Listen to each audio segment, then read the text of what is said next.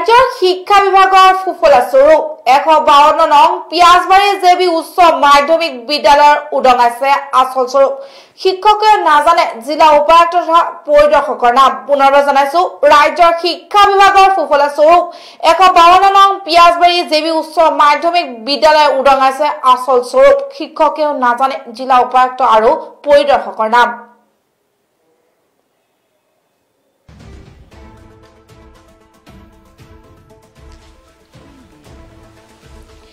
দক্ষিণ শালমৰা মানকাছাৰ জিলাৰ মানকাছাৰ শিক্ষা খণ্ড আৰু ধুবুৰী জিলা পৰিদৰ্শনৰ অন্তৰ্গত 152 নং পিয়াজবাৰী জেবি উচ্চতৰ মাধ্যমিক বিদ্যালয়ত কৰোনা মহামাৰী বন্ধৰ সময়ছোৱাত মধ্যাহ্ন ভোজনৰ আহাৰ আৰু ছাত্ৰ-ছাত্ৰী ইউনিফৰ্ম দিয়াত অনিয়ম হোৱাৰ অভিযোগৰ ভিত্তিত মলাখোৱা আঞ্চলিক আমচুৰ এটা সজাতি দলে উক্ত স্কুললৈ গৈ স্কুলৰ প্ৰধান শিক্ষক নুৰুল ইছলামক সোধপোছ কৰাত শিক্ষকে ওলোটা ছাত্ৰ সংগঠনৰ ওপৰত মিছা এজাহাৰ দিয়াৰ অভিযোগ উত্থাপন কৰিছে আমচু কৰ্মীয়ে। ইফালে টেষ্ট পৰীক্ষাৰ নামত 10ম শ্ৰেণীৰ প্ৰতিজন ছাত্ৰ-ছাত্ৰীৰ পৰা 250 টকাকৈ সংগ্ৰহ কৰাৰ অভিযোগ উত্থাপন কৰিছে ছাত্ৰ-ছাত্ৰীয়ে। পিয়াজবাৰী জেবি উচ্চতৰ মাধ্যমিক বিদ্যালয়ৰ বিৰুদ্ধে এনে অভিযোগৰ ভিত্তিত জিলাখনৰ এটা সাংবাদিকৰ দল স্কুলখনত উপস্থিত হৈ ছাত্ৰ-ছাত্ৰী আৰু শিক্ষকক সোধপোছ কৰাত ওলাই পৰে স্কুলখনৰ আচল স্বৰূপ। সাংবাদিকে 10ম শ্ৰেণীৰ ছাত্ৰ-ছাত্ৰীক শিক্ষামন্ত্ৰীৰ নাম সোধাত এজনো ক'ব নোৱাৰিলে শিক্ষামন্ত্ৰীৰ নাম। পিছে অকল ছাত্ৰ-ছাত্ৰীয়ে নহয়, শিক্ষকেও নাজানে জিলা উপায়ুক্ত আৰু স্কুল পৰিদৰ্শকৰ নাম।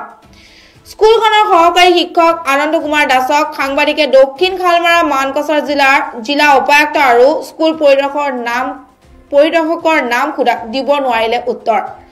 ইফালে মলাখোৱা আঞ্চলিক আমচুৰ সভাপতি মমিনুল ইছলামে সাংবাদিকৰ আগত স্কুলখনৰ শৈক্ষিক পৰিৱেশ বিনষ্ট কৰি স্কুলৰ ক্লাছৰ সময়ত শিক্ষকে খেলপথাৰত বহি চাদা মাৰি সময় নষ্ট কৰি ছাত্ৰ-ছাত্ৰীক শিক্ষাৰ নামত ভেকু ভাওনা কৰি আছে বুলি শিক্ষকৰ বিৰুদ্ধে গুৰুতৰ অভিযোগ উত্থাপন কৰি স্কুলখনৰ বিহিত ব্যৱস্থা ল'বলৈ দাবী জনাই চৰকাৰক।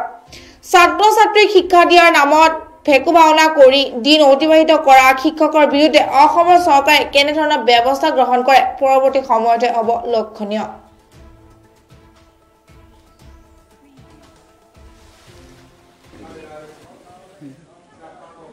আপোনাৰ নামটো কি আছিল? কোন স্কুলৰ ৰান্ধনী? বিএম হাই স্কুল। ইয়াত খিচুৰি কিমান দিন ধৰি দিয়া নাই মধ্যভোজন? লকডাউনৰ পৰা থাকি দিয়া নাই। লকডাউনৰ পিছত আৰু দিয়া নাই। ঠিক আছে। নামটো কি আছিল? মোৰ নাম মমিনুল ইছলাম হয়। মই মলাখোৱা আঞ্চলিক আমচুৰ সভাপতি হয়।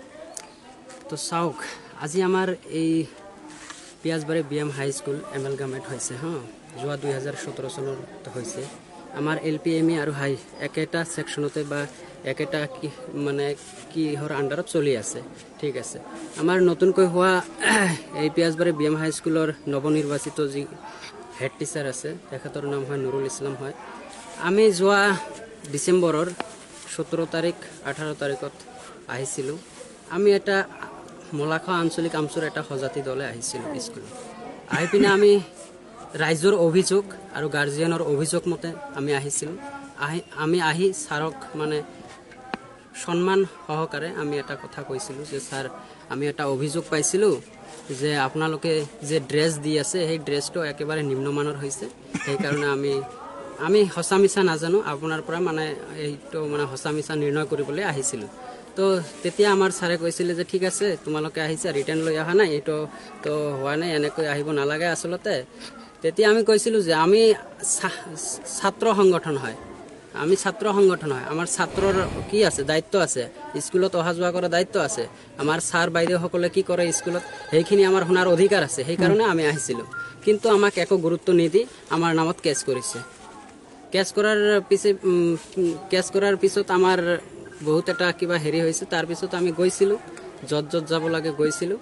আমাৰ এনেকুৱা কথা কোৱা নাই। তো ছাৰে বা কি কয় এতিয়া আমি নাজানো, কিন্তু আমাৰ যিটো শৈক্ষিক পৰিৱেশ সেই শৈক্ষিক পৰিৱেশটো আমি সুন্দৰভাৱে আমি দেখিবলৈ পোৱা নাই। আজি চাওক, আমাৰ এই যে খেলপথাৰ যিখন আছে, এই খেলপথাৰত একেবাৰে গৰুৰ পৰা আৰম্ভ কৰি গৰুৰ গোবৰ যে আছে তাৰ পৰা আৰম্ভ কৰি মানে একেবাৰে বিনষ্ট হৈ আছে আমাৰ পৰিৱেশটো। পঢ়া শুনা কেনেদৰে চলিছে? পঢ়া শুনাও ঠিকমতে চলা নাই। আমি যিখিনি শুনিছোঁ ছাত্ৰ ছাত্ৰীৰ পৰা শুনিছোঁ যে মানে ক্লাছ 9টা বা 10টা বজাৰ পৰা আৰম্ভ হয় একচুৱেলি, কিন্তু আমাৰ ইয়াত ছাৰসকলে আহে 11টা বজাত, আৰু 11টা বজাত অহাৰ পিছত 12টা বজাত তেখেতসকলে কি কৰে, ইয়াত বহি বহি চাঁদা মাৰি থাকে। আমাৰ হাতত এইখিনি তথ্যও আছে।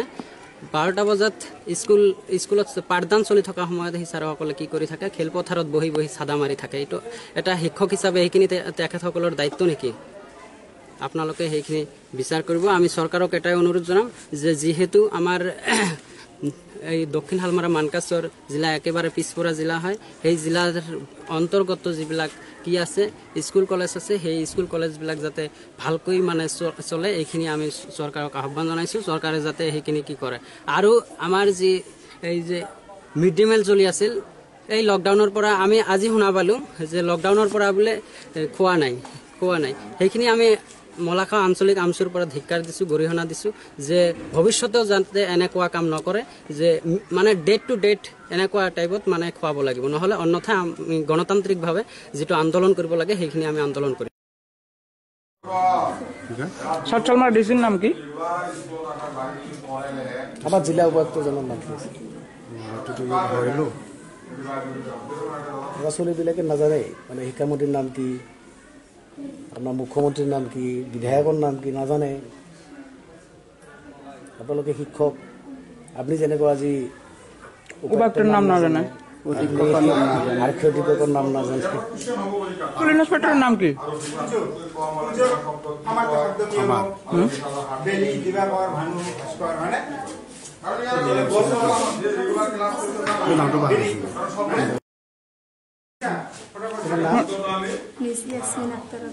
কোন ক্লাছত পঢ়া? যা তোমালোকৰ ফৰ্ম ফিল আপত কিমান টকা কৰি লৈছে? 250 টকা কৰি লৈছে। হেডমাষ্টাৰৰ নাম কি? অসমৰ মুখ্যমন্ত্ৰীৰ নাম কি?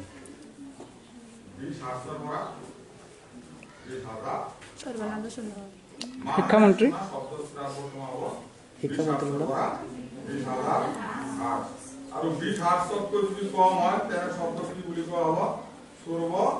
বিধায়কৰ নাম জানা না? উপায়ুক্তৰ নাম কি? দক্ষিণ শালমাৰা জিলা উপায়ুক্তৰ নাম কি?